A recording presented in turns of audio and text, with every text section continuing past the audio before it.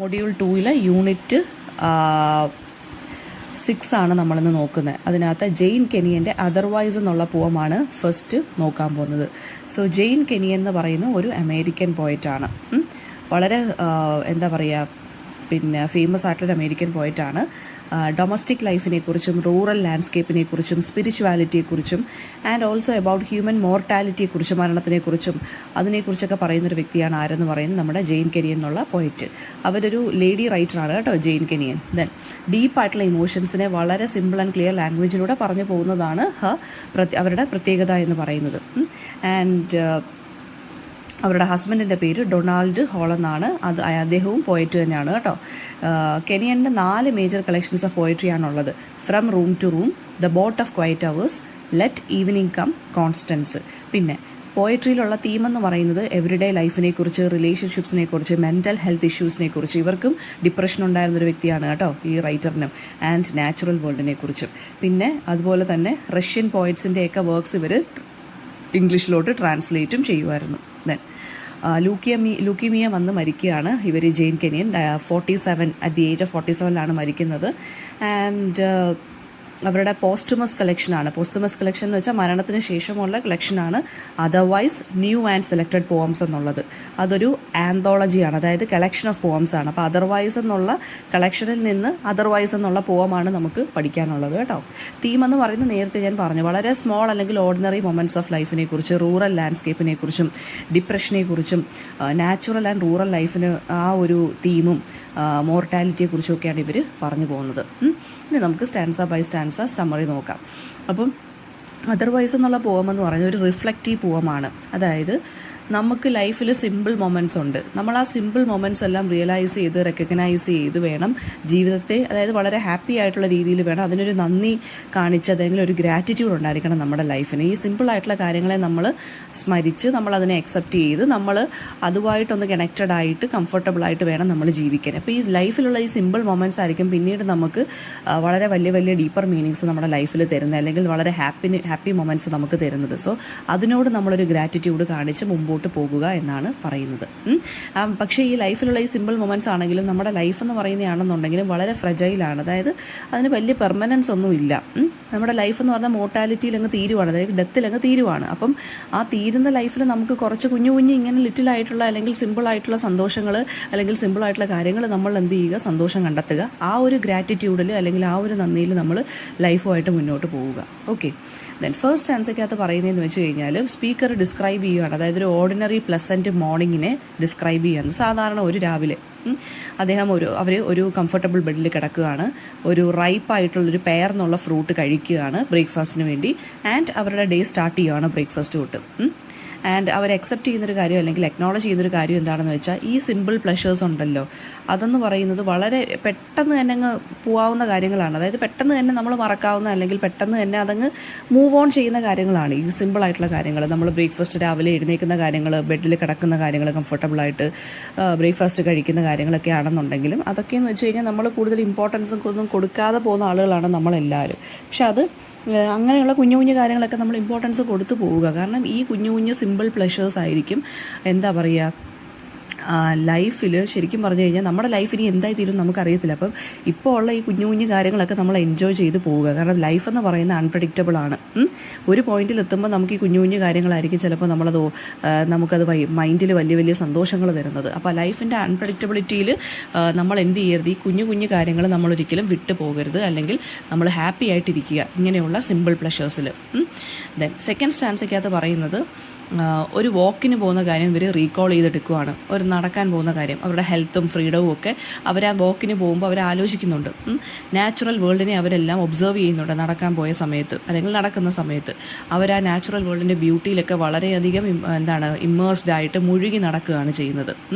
And പക്ഷേ she is also aware that ഇങ്ങനെയുള്ള moments എന്ന് പറഞ്ഞ് എപ്പോൾ വേണമെന്നുണ്ടെങ്കിലും എന്ത് ചെയ്യാം, സ്റ്റോപ്പ് ആകാം. കാരണം എപ്പോൾ വേണമെന്നുണ്ടെങ്കിലും നമ്മൾ മരിച്ചു പോകാം. ഡെത്ത് എന്ന് പറയുന്നത് എപ്പോൾ വേണമെങ്കിലും അൺഇൻവൈറ്റഡ് ആയിട്ട് നമ്മുടെ ലൈഫിൽ കടന്നു വരുന്ന ഒരു ഫാക്ടറാണ്. സോ ഇങ്ങനെയുള്ള പ്ലഷേഴ്സൊക്കെ ഏത് നിമിഷം വേണമെന്നുണ്ടെങ്കിലും എന്ത് ചെയ്യാം, പെട്ടെന്ന് സ്റ്റോപ്പ് ആകാം. തേർഡ് സ്റ്റാൻസയ്ക്കകത്ത് പറയുന്നത് speaker reflects on her evening. അപ്പോൾ മോർണിംഗ് പറഞ്ഞു, വാക്കിന് പോകുന്ന കാര്യം പറഞ്ഞു, ഇനി ഈവനിങ് ആണ് പറയുന്നത്.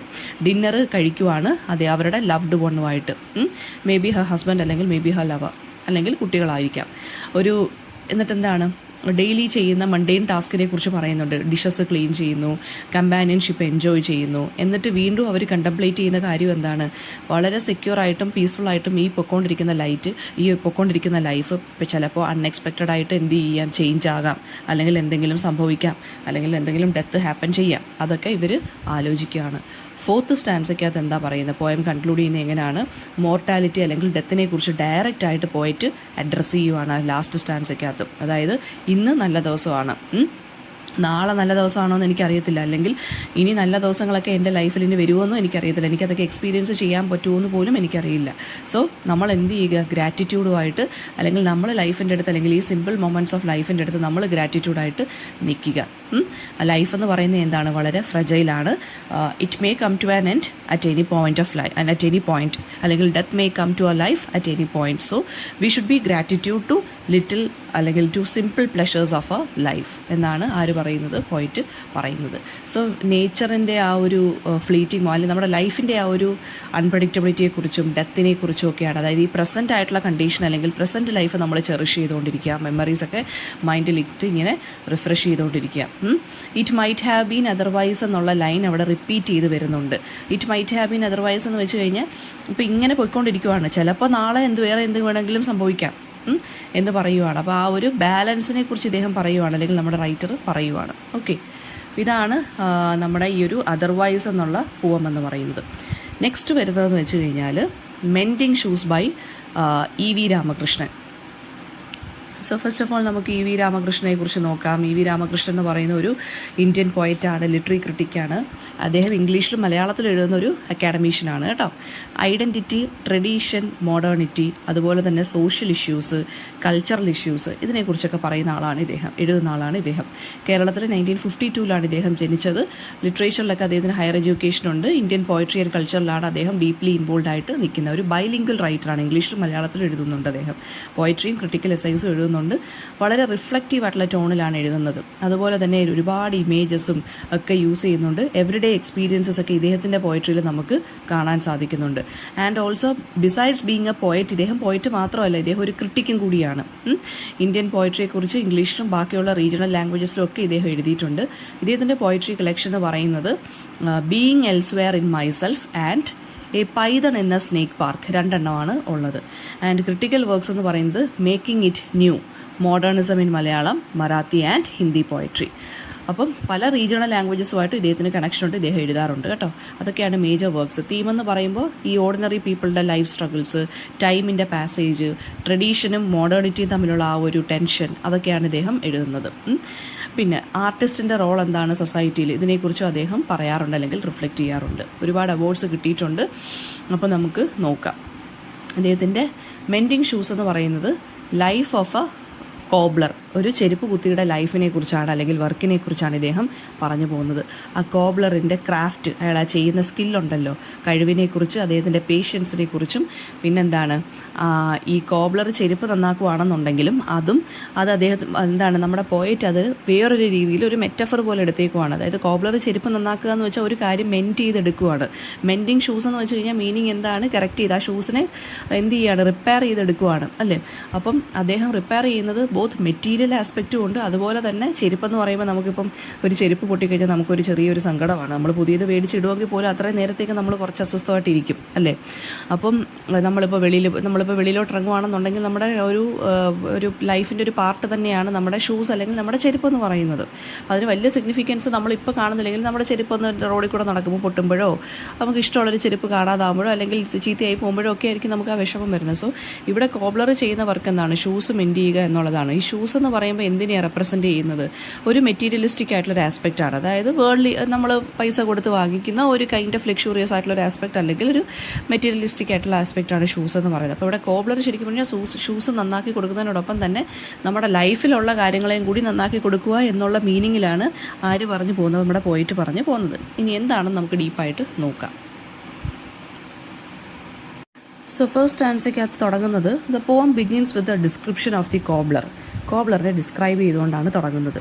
റോഡ് സൈഡിൽ കോബ്ലർ ഇരിക്കുകയാണ്. അദ്ദേഹത്തിൻ്റെ ക്രാഫ്റ്റിൽ, അല്ലെങ്കിൽ അദ്ദേഹം ചെരുപ്പ് ഇങ്ങനെ ചെരുപ്പുകളെല്ലാം മെൻറ്റ് ചെയ്തുകൊണ്ടിരിക്കുകയാണ്. അദ്ദേഹത്തിൻ്റെ ക്രാഫ്റ്റിൽ എൻഗേജ്ഡ് ആയിട്ട് ഇരിക്കുകയാണ്.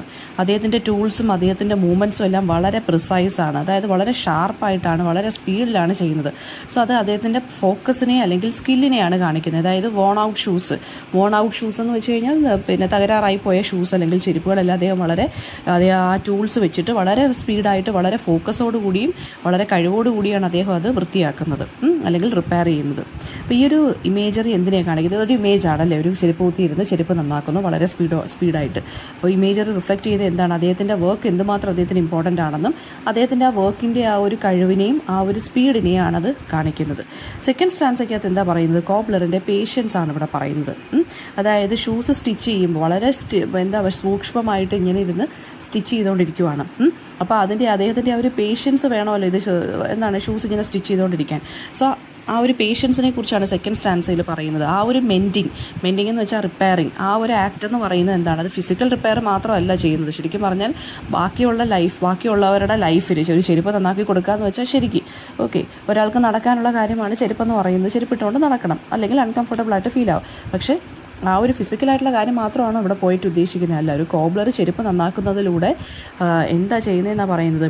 ബാക്കിയുള്ളവരുടെ ലൈഫിൽ ഒരു കണ്ടിന്യൂറ്റി കൊണ്ടുവരുവാണ്, അല്ലെങ്കിൽ ബാക്കിയുള്ളവരുടെ ലൈഫ് പഴയ പോലെ റീസ്റ്റോർ ചെയ്തെടുക്കുകയാണ് ചെയ്യുന്നത്.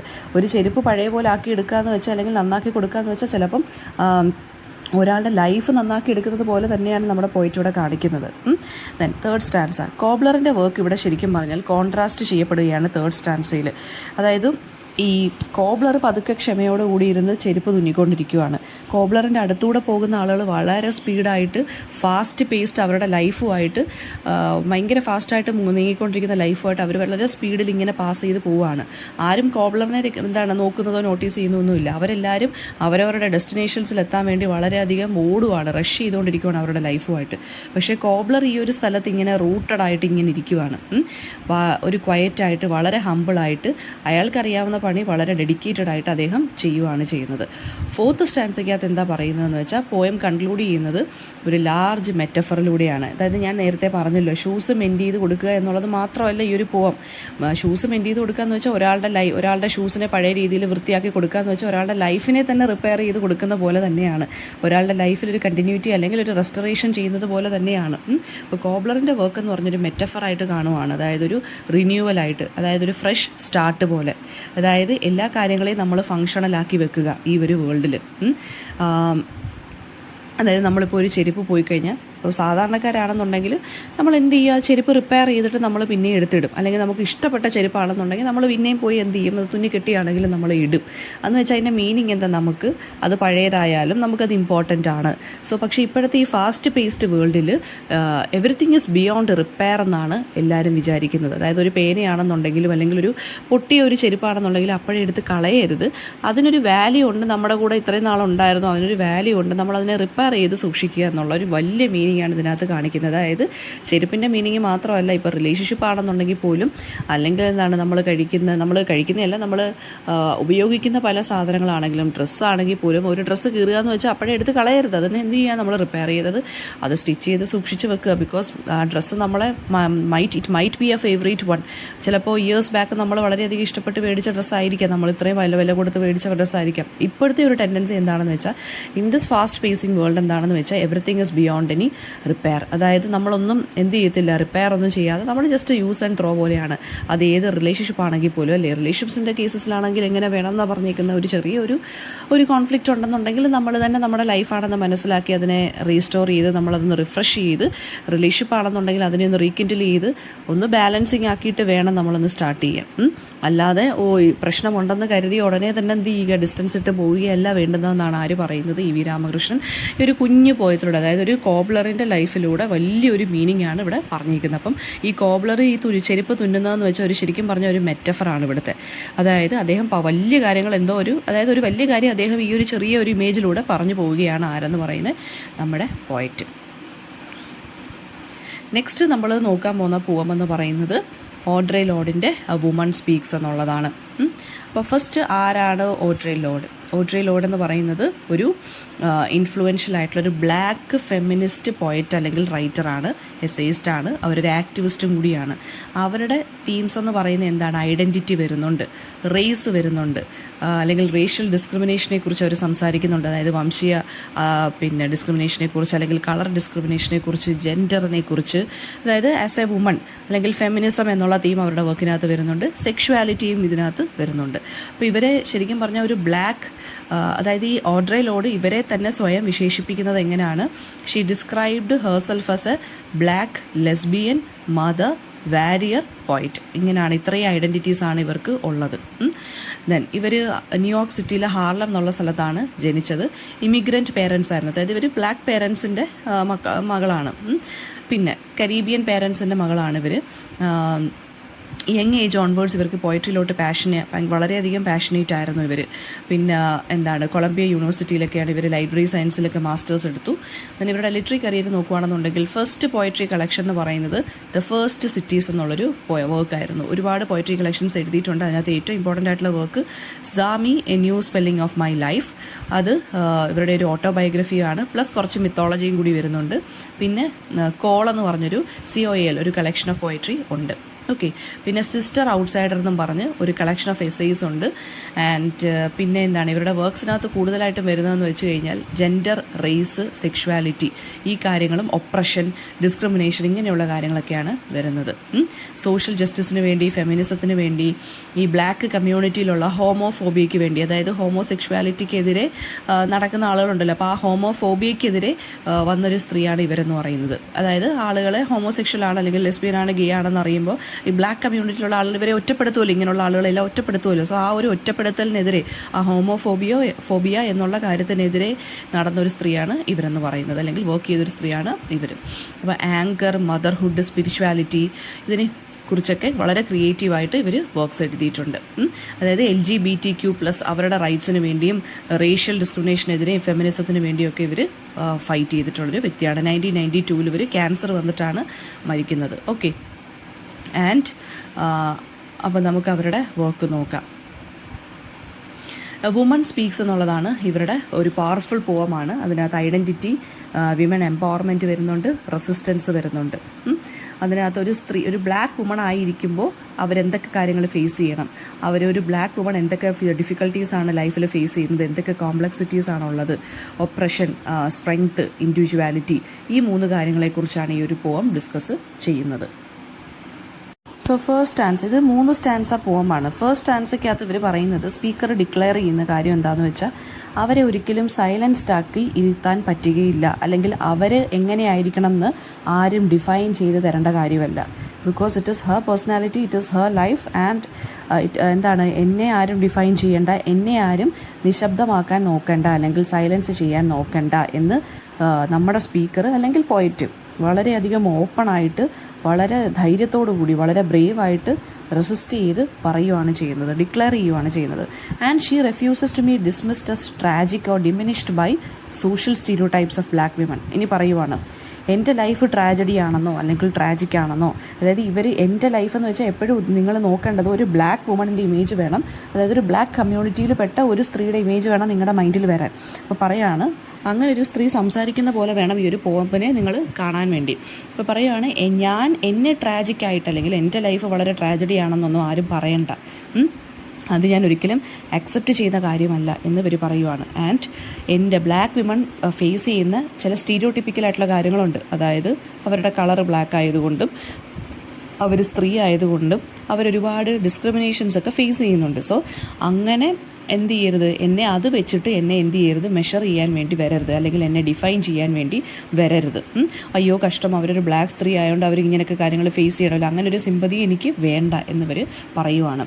ആൻഡ് എന്നിട്ട് പിന്നെ പറയുക എന്താണ്, എൻ്റെ ഐഡൻറ്റിറ്റി, എൻ്റെ ഫ്രീഡം എന്ന് പറയുന്നത് ഞാനാണ് ഡിഫൈൻ ചെയ്യുന്നത്, അല്ലെങ്കിൽ എനിക്ക് ഐഡൻറ്റിറ്റി, എനിക്ക് സ്വന്തമായിട്ടൊരു ഫ്രീഡവും ഉണ്ട്, അതിലാരും കയറി ഇടപെടേണ്ട എന്ന് വളരെ ഓപ്പണായിട്ട് നമ്മുടെ ഫസ്റ്റ് ആൻസർക്കകത്ത് സ്പീക്കർ പറയുവാണ്.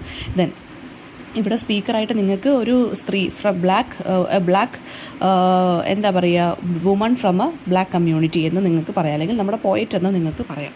പിന്നെ ദ സ്പീക്കർ കണക്ട്സ്, അടുത്ത സെക്കൻഡ് സ്റ്റാൻസയ്ക്കകത്ത് എന്താ പറയുന്നത്, അവർക്ക് നമ്മുടെ സ്പീക്കറിന് അല്ലെങ്കിൽ ഈ ഒരു ബ്ലാക്ക് കമ്മ്യൂണിറ്റിയിൽപ്പെട്ട സ്ത്രീക്ക് ഒരു പവറുണ്ട്, അല്ലെങ്കിൽ അവർക്കൊരു മിസ്റ്റിക് ആയിട്ടുള്ള ഒരു എനർജി ഉണ്ട്. അതായത് ഒരു കൈൻഡ് ഓഫ് എന്താ പറയുക, ഒരു സ്പിരിച്വൽ പവർ ഉണ്ട് ഇവർക്ക്, അല്ലെങ്കിൽ ഒരു കൈൻഡ് ഓഫ് പവർ ഇവർക്കുണ്ട് എന്ന് പറയുവാണ്. അതായത് ഇവരെ സ്വയം ഇവർ മൂണെന്നും മാജിക് എന്നും വിളിക്കുവാണ്. അതായത് മൂണെന്നും മാജിക് എന്നും എന്താ വിളിക്കുന്നത്, അവരുടെ ആ ഒരു സ്ത്രീ ആയതുകൊണ്ട് അവരുടെ ഉള്ളിലൊരു മാജിക് ഉണ്ട്, അല്ലെങ്കിൽ അവരെന്താണ് സ്വയം ഒരു മൂണിനെ പോലെ വിശേഷിപ്പിക്കുകയാണ് ചെയ്യുന്നത്. അവരുടെ ആ ഒരു ഫെമിനൈൻ എനർജിയെ അവരൊരു മിസ്റ്റീരിയസ് ആണ്, ആൻഡ് അവർക്ക് വളരെയധികം കറേജ് ഉണ്ട്, അല്ലെങ്കിൽ സ്ട്രെങ്ത് ഉണ്ടെന്ന് പറയുവാണ്. അപ്പോൾ മൂണെന്നും മാജിക് എന്നും ഇവർ സ്വയം വിശേഷിപ്പിക്കുന്നുണ്ട് ഇവരെ തന്നെ.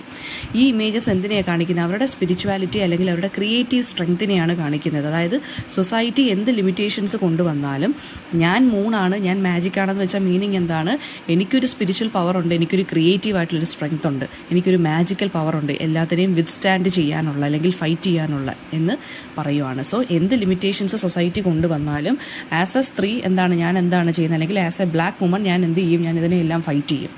തേർഡ് സ്റ്റാൻസയ്ക്കകത്ത് എന്താ പറയുന്നത്, സ്പീക്കർ അവരുടെ ആങ്കർ ആൻഡ് പെയിൻ ആണ്, ദേഷ്യവും വേദനയുമാണ് തേർഡ് സ്റ്റാൻസയ്ക്കകത്ത് അഡ്രസ്സ് ചെയ്യുന്നത്. അതായത് ഈ ഇമോഷൻസ് ഒക്കെ വളരെ വാലിഡ് ആയിട്ടുള്ള ഇമോഷൻസ് ആണ്, പക്ഷേ എന്നെ ഈ ഇമോഷൻസ് വെച്ചിട്ട് മാത്രം എൻ്റെ ഐഡൻറ്റിറ്റിയെ റെഡ്യൂസ് ചെയ്യരുത്. ഇപ്പം നമ്മൾ പറയത്തില്ലേ, ചിലരെ കാണുമ്പോൾ അവർ ഭയങ്കര ദേഷ്യക്കാരനാണ്, അതിനങ്ങ് ഒതുക്കരുതെന്ന്. അപ്പം അവർ ദേഷ്യം മാത്രമല്ല, അവർക്ക് വേറെയും വികാരങ്ങളുണ്ട്. പിന്നെ അവർ എന്തുകൊണ്ട് ദേഷ്യപ്പെടുന്നു എന്നുള്ള കാര്യവും നമ്മൾ അറിയുന്നില്ല. അല്ലെങ്കിൽ ചിലരെ കാണുമ്പോൾ അവർ ഭയങ്കര പാവമാണ്, അനങ്ങത്തില്ല, ഒന്നും റിയാക്ട് ചെയ്യത്തില്ല. നമ്മൾ പറയുന്നു എന്തുകൊണ്ട് അവരങ്ങനെ റിയാക്ട് ചെയ്യാതായി, എന്തുകൊണ്ട് അവരങ്ങനെ പാവമായിട്ട് ഇരിക്കുന്നു എന്നുള്ളതിൻ്റെ ഡീപ്പ് കോസസ് നമ്മൾ തിരക്കി പോകുന്നുണ്ടോ? ഇല്ല. സോ എൻ്റെ ഇമോഷൻസ് വെച്ചിട്ട് എന്നെ ഒരിക്കലും എന്ത് ചെയ്യരുത്, അളക്കരുത് അല്ലെങ്കിൽ മെഷർ ചെയ്യരുത്. എൻ്റെ ഇമോഷൻസൊക്കെ എനിക്ക് വാലിഡാണ്, പക്ഷേ എൻ്റെ ഐഡൻറ്റിറ്റി ഒരിക്കലും ഈ ഒരു കാര്യം വെച്ചിട്ട് റെഡ്യൂസ് ചെയ്ത് വെക്കരുത്. കാരണം എനിക്ക് എക്സ്പീരിയൻസസ് ഒരുപാടുണ്ട്, എനിക്ക് പെയിൻ തോന്നാനും എനിക്ക് ദേഷ്യം വരാനൊക്കെ ഒരുപാട് എക്സ്പീരിയൻസസ് ഉണ്ട്. പക്ഷേ എന്നെ ഒരിക്കലും ഒരു ആംഗ്രി ആയിട്ടോ അല്ലെങ്കിൽ വളരെ പെയിൻഫുൾ ആയിട്ടുള്ളൊരു ലേഡി ആയിട്ടോ വളരെ സാഡ് ആയിട്ടുള്ള ലേഡി ആയിട്ടോ കാണരുത്. അതിനപ്പുറമാണ് ഞാനെന്ന്, എനിക്കപ്പുറം അതിന് കുറേ ഐഡൻറ്റിറ്റീസ് എനിക്കുണ്ടെന്നാണ് ഇവർ പറയുന്നത്. സോ പോം എൻഡ് ചെയ്യുന്നത് എന്ന് പറഞ്ഞാൽ, ഞാൻ ആസ് എ ബ്ലാക്ക് വുമൺ എന്ന് പറയുന്നത് എനിക്ക് ഒരുപാട് ഐഡൻറ്റിറ്റീസ് ഉണ്ട്, എനിക്കൊരുപാട്, അതായത് എൻ്റെ എക്സിസ്റ്റൻസിന് ഒരുപാട് മീനിങ്സ് ഉണ്ട്. ഞാൻ എൻ്റെ കോംപ്ലക്സിറ്റിയെയും എൻ്റെ ഈ സ്ട്രെങ്ത്തിനെയും ഞാൻ നല്ല രീതിയിൽ സെലിബ്രേറ്റ് ചെയ്യുന്നുണ്ട് എന്ന് പറഞ്ഞിട്ടാണ് എൻഡ് ചെയ്യുന്നത്, നമ്മുടെ പൂവം എൻഡ് ചെയ്യുന്നത്. അതായത് ആസ് എ ബ്ലാക്ക് വുമൺ എന്ന് പറഞ്ഞ് മാത്രം എന്നെ എന്ത് ചെയ്യരുത്, അങ്ങ് റെഡ്യൂസ് ചെയ്യരുത്, അവരുടെ ലൈഫ് വളരെ കഷ്ടമായിരിക്കുമല്ലോ, അങ്ങനെയല്ല. ഞാൻ എന്താണെന്നാണ് പറയുന്നത്, എനിക്ക് സ്ട്രെങ്ത് ഉണ്ട്, എനിക്ക് ഒരുപാട് എക്സിസ്റ്റൻസിനൊക്കെ എനിക്ക് ഒരു അതായത് ഞാൻ കേപ്പബിളാണ് ഈ ഒരു കാര്യത്തിൽ, ഞാനിങ്ങനെ ഫൈറ്റ് ചെയ്ത് നിൽക്കുന്നതിൽ എനിക്കൊരു പ്രശ്നവും ഇല്ല എന്നാര് പറയുവാണ്, ഈ ഒരു ബ്ലാക്ക് വുമൺ പറയുവാണ്. അപ്പം ഇതൊരു വാരിയർ സോങ് ആയിട്ട് നമുക്ക് എടുക്കാം. അതായത് ഈ മൊത്തത്തിലുള്ള ബ്ലാക്ക് കമ്മ്യൂണിറ്റിയിൽപ്പെട്ട സ്ത്രീകൾക്ക് വേണ്ടി ഇവർ സംസാരിക്കുകയാണ്. പിന്നെ സ്ത്രീകൾക്ക് വേണ്ടി എന്ന് മാത്രമായിട്ട് നമ്മൾ പറയണ്ട, LGBTQ കമ്മ്യൂണിറ്റിയെക്കുറിച്ചും ഒക്കെയാണ് ഇവർ സംസാരിച്ച് പോകുന്നത്. അപ്പോൾ അതായത് ബ്ലാക്ക് വുമൺ US, അതായത് അമേരിക്കയിലുള്ള മൊത്തത്തിൽ അങ്ങനെ നമുക്ക് പറയാം. അല്ലെങ്കിൽ എന്താണ് പറയുക, ഈ LGBTQ കമ്മ്യൂണിറ്റിയെക്കുറിച്ച് മൊത്തത്തിൽ ഇവർ പറയുവാണ്, ഒരു ഡയലോഗ് പോലെ പറയുവാണ്. അപ്പോൾ ലാസ്റ്റ് സ്റ്റാൻസ എന്ന് പറയുന്നത് വളരെ ഇമ്പോർട്ടൻ്റ് ആണ്. പേട്രിയാർക്കൽ സൊസൈറ്റിക്കൊക്കെ എതിരെ ഇവർ കൊണ്ടുവരും, ഒരു ഫെമിനിസ്റ്റ് പോലെ അവർ പറയുവാണ്. അതായത് എനിക്ക് മാജിക് കൊണ്ട് ഞാൻ എൻ്റെ മൂണാണ് എന്ന് വെച്ചാൽ മീനിങ് എന്താ, ഞാൻ വളരെ ബോൾഡായിട്ട് ആക്ട് ചെയ്യും, എനിക്ക് ഒരുപാട് സ്ട്രഗിൾസ് ഒക്കെ ഉണ്ടെങ്കിലും ഞാൻ നല്ല രീതിയിൽ എനിക്കൊരു എക്സിസ്റ്റൻസ് ഉണ്ട്. സോ എന്നെ അത് വെച്ചിട്ട് മാത്രം അളക്കരുത്. അതായത് ഞാൻ വളരെയധികം ലൈഫിലുള്ള എല്ലാ കോംപ്ലക്സിറ്റീസിനെയൊക്കെ ഞാൻ സെലിബ്രേറ്റ് ചെയ്ത് മുമ്പോട്ട് പോകുന്ന ഒരു സ്ത്രീയാണ്. ആൻഡ് എൻ്റെ നേച്ചറിനെ അല്ലെങ്കിൽ എൻ്റെ എക്സിസ്റ്റൻസിനെ എന്ത് ചെയ്യരുത്, നിങ്ങൾ വേറെ പോയിൻ്റ് ഓഫ് വ്യൂയിലൂടെ കാണരുത്. ഞാൻ ദേഷ്യവും അതുപോലെ തന്നെ വേദനയും ഒക്കെ ഒരുപാട് ഫേസ് ചെയ്തിട്ടുള്ള സ്ത്രീയാണെങ്കിലും അത് മാത്രമല്ല എൻ്റെ ഐഡൻറ്റിറ്റി എന്ന് പറയുന്നത്. എനിക്കൊരുപാട്, അതായത് ഇതൊക്കെ വിട്ടുപോകാനുള്ള സ്ട്രെങ്ത്തും എനിക്ക് ഉണ്ട്. നെക്സ്റ്റ് വർക്ക് എന്ന് പറയുന്നത് നവോമി ഷിഹാബ് നൈയുടെ കൈൻഡ്നെസ് എന്നുള്ള ഒരു പോമാണ്. അപ്പം first of all Naomi Shihab Nye ആരാ നോക്കാം. അവരൊരു സെലിബ്രേറ്റഡ് പാലസ്റ്റീനിയൻ അമേരിക്കൻ പോയറ്റാണ്, എസ്സേയിസ്റ്റാണ്, നോവലിസ്റ്റാണ്. ഐഡൻറ്റിറ്റി, അതുപോലെ തന്നെ ലാംഗ്വേജിൻ്റെ പവറ്, പിന്നെ അതായത് ഭാഷയുടെ പവർ, പിന്നെ അതുപോലെ തന്നെ കൾച്ചറൽ ഹെറിറ്റേജ്, ഈ 3 കാര്യങ്ങളുമായിട്ട് ഡീൽ ചെയ്യുന്നതാണ് അവരുടെ വർക്ക്സ് എന്ന് പറയുന്നത്. സോ അവർ മിസോറിയിലാണ് ജനിച്ചത്. പാലസ്റ്റീനിയൻ ഫാദറും അമേരിക്കൻ മദറുമായിരുന്നു അവരുടെ അച്ഛനും അമ്മയും, പേരൻസ്. ആൻഡ് സോ ഒരു ബൈ കൾച്ചറൽ അപ്ബ്രിങ്ങിങ് ആയിരുന്നു അവർക്കുണ്ടായത്. അതായത് 2 കൾച്ചറിലാണ് അവർ വളർന്നത്, അല്ലേ? അപ്പോൾ അവരുടെ വർക്കിനെയും അത് നല്ല രീതിയിൽ ഇൻഫ്ലുവൻസ് ചെയ്തിട്ടുണ്ട്. അപ്പം മിഡിൽ ഈസ്റ്റേൺ പെർസ്പെക്റ്റീവും ഉണ്ട്, വെസ്റ്റേൺ പെർസ്പെക്റ്റീവ് നമുക്ക് ഇവരുടെ വർക്കിനകത്ത് കാണാം. ഓക്കെ, ദെൻ ജെറുസലേമിലാണ് ഇവർ അഡോളസൻസ് ഒക്കെ സ്പെൻഡ് ചെയ്തത്. പിന്നീട് അവർ സെറ്റിൽ ചെയ്തത് ടെക്സസിൽ. അപ്പോൾ ലിറ്ററി കരിയർ നോക്കുകയാണെന്നുണ്ടെങ്കിൽ വളരെ സിമ്പിളായിട്ടും എവരിഡേ ഹ്യൂമൻ ലൈഫിനെ കുറിച്ചൊക്കെ എഴുതുന്ന ഒരു റൈറ്ററാണ് ഇവർ. And 30 volume of poetry, essays and children's books ഇവർ എഴുതിയിട്ടുണ്ട്. ആൻഡ് നോട്ടബിൾ വർക്ക് എന്ന് പറയുന്നത് ഫ്യൂവൽ എന്നുള്ളൊരു വർക്കുണ്ട്, വേർഡ്സ് അണ്ടർ ദ വേർഡ്സ്, പിന്നെ poems of the middle east, അതൊക്കെ ഇവർ എഴുതിയിരിക്കുന്ന വർക്ക്സാണ്. അപ്പോൾ കൾച്ചറൽ ഡൈവേഴ്സിറ്റി, ഫാമിലി, അതുപോലെ തന്നെ ഹ്യൂമാനിറ്റേറിയൻ ഫീലിങ്സ്, ഹ്യൂമൻ ബീങ്സിന് വേണ്ടി, അതായത് നമ്മുടെ എവരിഡേ ലൈഫ്, ഇതൊക്കെയാണ് അവരുടെ ഇതിനകത്ത് വരുന്നത്. കൈൻഡ്നെസ് ആൻഡ് കമ്പാഷൻ വരുന്നുണ്ട് ഇവരുടെ വർക്കിൽ. അതുപോലെ തന്നെ കൾച്ചറൽ ഐഡൻറ്റിറ്റി, പാലസ്റ്റീനിയൻ ഹെറിറ്റേജ് ഉള്ളതുകൊണ്ട് അതിനെക്കുറിച്ചും, പിന്നെ അതുപോലെ തന്നെ അമേരിക്കൻ കൾച്ചറിനെ കുറിച്ചും എല്ലാം രണ്ടിൻ്റെയും മിക്സാണ് വരുന്നത് ഇവരുടെ വർക്ക്സിനകത്ത്. പിന്നെ ഓർഡിനറി ആയിട്ടുള്ള കാര്യങ്ങളിലൊക്കെ അതായത് ഒരു ബ്യൂട്ടി കണ്ടെത്തി അത് പോയട്രിയിൽ എഴുതി എക്സ്ട്രാ ഓർഡിനറി ആക്കി മാറ്റുന്ന ഒരു രീതിയാണ് ഇവരുടേത്. പിന്നെ ഒരുപാട് അവാർഡ്സൊക്കെ ഇവർക്ക് കിട്ടിയിട്ടുണ്ട്. ദെൻ അപ്പോൾ കൾച്ചറൽ ഡിവൈഡിനെ കുറിച്ച്, അല്ലെങ്കിൽ കൾച്ചറലായിട്ടുള്ള റിച്ച് കൾച്ചറൽ ഹെറിറ്റേജിനെ കുറിച്ച്, ഈ പാലസ്റ്റീനിയൻ ഹെറിറ്റേജിനെ കുറിച്ചൊക്കെ നമുക്ക് ഇവരുടെ വർക്ക്സിനകത്ത് കാണാൻ സാധിക്കും. അപ്പോൾ നമുക്ക് പഠിക്കാനുള്ള കൈൻഡ്നെസ് എന്നുള്ള പോയം എന്ന് പറഞ്ഞാൽ one of the most celebrated poems ആണ് ഇവരുടേത്. ആൻഡ് ഇതിനകത്ത് കൈൻഡ്നെസ്സിനെ കുറിച്ചാണ് പറയുന്നത്. അതായത് കൈൻഡ്നെസ് കൊണ്ട് എന്തൊക്കെ അതായത് നമുക്കൊരാളുടെ അടുത്ത് നമ്മൾ കൈൻഡായിട്ടിരുന്ന് കഴിഞ്ഞാൽ ചിലപ്പോൾ അയാളുടെ ജീവിതം തന്നെ മാറ്റിമറിക്കാം നമുക്ക്. അപ്പോൾ ആ ഒരു കൈൻഡ്നെസ് എന്നുള്ള ആ ഒരു ഐഡിയയുടെ ട്രാൻസ്ഫോർമേറ്റീവ് പവറിനെ കുറിച്ചാണ് പറയുന്നത്. അതായത് കൈൻഡ്നെസ് എന്നുള്ള ആ ഒരു ഐഡിയയ്ക്ക് വളരെ ഡീപ്പായിട്ടുള്ളൊരു മീനിങ് ഉണ്ട്. അതിന് വേണം എന്നുണ്ടെങ്കിൽ മൊത്തത്തിൽ ഓരോ കാര്യങ്ങളെ മാറ്റിമറിക്കാനുള്ളൊരു ട്രാൻസ്ഫോർമേറ്റീവ് പവർ ഉണ്ടെന്നാണ് പറയുന്നത്. അതായത് ട്രൂ കൈൻഡ്നെസ് എന്ന് പറയുന്നത് എന്താണ്? ട്രൂ കൈൻഡ്നെസ് എന്ന് പറയുന്നത് നമുക്ക് എപ്പം നല്ല രീതിയിൽ അണ്ടർസ്റ്റാൻഡ് ചെയ്യാൻ പറ്റും. നമുക്കൊരു നഷ്ടപ്പെടലോ നമുക്കൊരു സഫറിങ്ങോ വരുമ്പോഴാണ് നമുക്ക് കൈൻഡ്നെസ്സിൻ്റെ മീനിങ് നമ്മൾ മനസ്സിലാക്കുന്നത് ജീവിതത്തിൽ. അതായത് നമുക്കിപ്പോൾ ആരെങ്കിലും ഒരാൾ നമ്മുടെ ലൈഫിൽ നിന്ന് നമുക്കൊരു ഫ്രണ്ട്ഷിപ്പ്, ഒരു ഫ്രണ്ട് നമ്മളുടെ അടുത്ത് മിണ്ടാതിരിക്കുകയോ, അല്ലെങ്കിൽ ഒരു ഫ്രണ്ട് നമ്മളെ വിട്ട് പോവുകയോ, അല്ലെങ്കിൽ വേറൊരു നമ്മൾ ഒറ്റയ്ക്കാകപ്പെടുമ്പോഴോ, അല്ലെങ്കിൽ നമുക്ക് എന്തെങ്കിലും ഒരു സഫറിങ് ലൈഫിൽ വരുമ്പോഴോ ആരെങ്കിലും നമ്മളുടെ അടുത്തൊന്ന് കൈൻഡായിട്ട് ബിഹേവ് ചെയ്തിരുന്നുവെങ്കിൽ എന്ന് നമ്മൾ ആലോചിക്കുന്ന സർക്കംസ്റ്റൻസസ് നമ്മുടെ ലൈഫിൽ കാണും അല്ലേ. അപ്പോൾ ആ സമയത്ത് കൈൻഡ്നെസ് എന്ന് പറയുന്നതിന് പൈസയെക്കാട്ടിലും നല്ല വാല്യൂ ആയിരിക്കും നമ്മുടെ ലൈഫിലുള്ളത്. ഒരു സഫറിങ്ങോ ഒരു ലോസോ ഒരു നഷ്ടമോ നമ്മുടെ ജീവിതത്തിൽ സംഭവിക്കുമ്പോഴായിരിക്കും നമ്മൾ ഈ ഇങ്ങനെയുള്ള കാര്യങ്ങൾക്കൊക്കെ നമ്മളൊരു ഇമ്പോർട്ടൻസ്, നമ്മൾ വില മനസ്സിലാക്കുന്നത്. സോ അങ്ങനൊരു പോവമാണ് ഇത്. അങ്ങനെ കൈൻഡ്നെസ്സിൻ്റെ ഇമ്പോർട്ടൻസ് എന്താണ് ലൈഫിൽ, അതിനൊരു വലിയ ഡീപ്പ് മീനിങ് ഉണ്ടെന്നും അതൊക്കെയാണ് ഇവർ പോയതിനകത്തൂടെ പറയുന്നത്.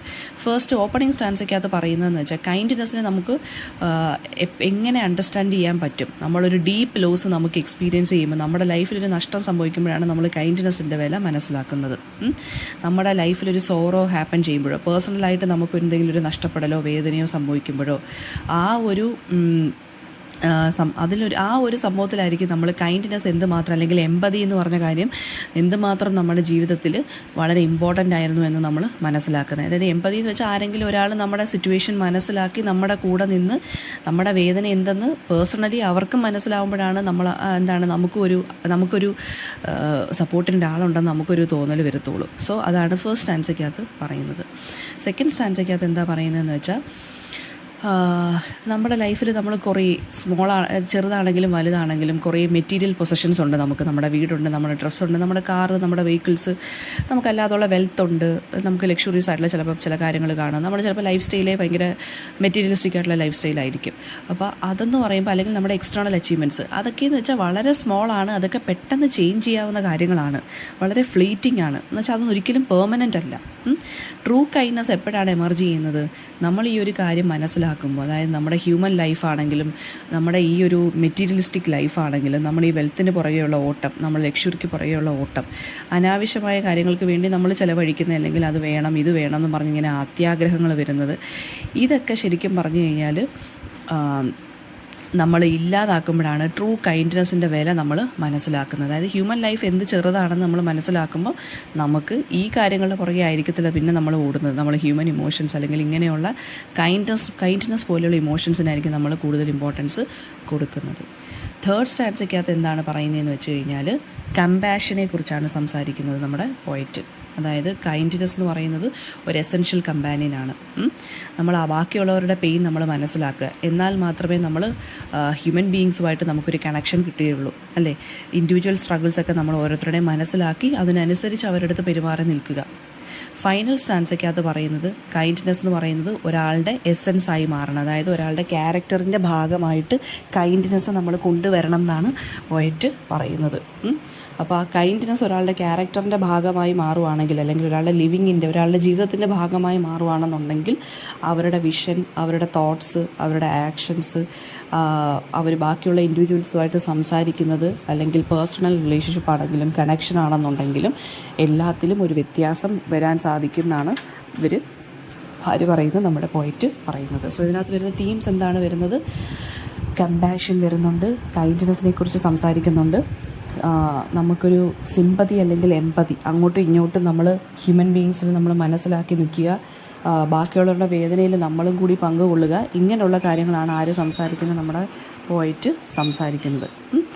പിന്നെ ഹ്യൂമാനിറ്റി തമ്മിൽ, അല്ലെങ്കിൽ ഹ്യൂമൻ ബീയിങ്സ് തമ്മിൽ ഒരു ഇൻ്റർ കണക്റ്റഡ്നെസ് വേണം, ഒരു കണക്ഷൻ വേണം. പിന്നെ അതുപോലെ തന്നെ എന്താണ്, കൈൻഡ്നെസ് എന്ന് പറയുന്നത് എന്താണ്, വളരെ പവർഫുള്ളാണ്. അതിന് നമ്മുടെ വിഷമത്തിനെ ഹീൽ ചെയ്യാനുള്ളൊരു പവറും കൂടി ഉണ്ട് എന്നാണ് ആര് പറയുന്നത്? നമ്മുടെ പോയിറ്റ് പറയുന്നത്.